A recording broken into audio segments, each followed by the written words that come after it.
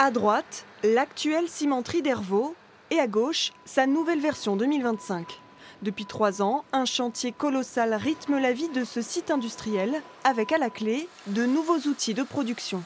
Donc cette tour, c'est vraiment le cœur de la décarbonation d'Hervaux 2025, puisque c'est cette tour, et du fait de la verticalité de la tour, on va pouvoir passer des combustibles alternatifs en lieu et place des combustibles fossiles, en utilisant donc des combustibles solides de récupération, des CSR, autrement dit carton, papier, bois, plastique, qui auront jusqu'à 7 secondes pour brûler dans la verticalité de la tour.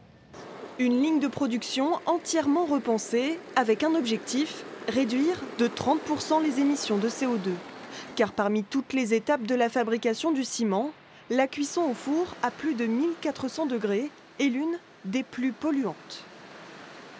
Ici, le groupe Heidelberg Materials a investi plus de 300 millions d'euros, une stratégie pour redorer l'image de tout un secteur. C'est la première fois pour moi en fait, que je vois ce type de travaux-là. Pour moi, c'est la dernière cimenterie qui va être montée en Europe ces dernières années. Et c'est une fierté de voir un tel chantier en place.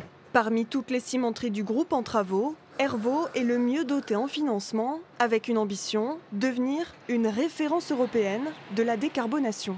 Hervaux, déjà, c'est une usine qui a son marché, le marché de l'Ouest, qui est un marché dynamique.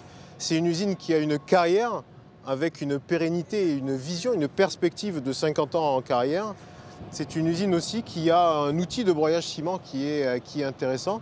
Et c'est une usine qui s'intègre au final parfaitement dans le projet GoCO2 qui vise à la neutralité carbone du Grand Ouest. Ces travaux de grande ampleur doivent s'achever à la fin de l'année.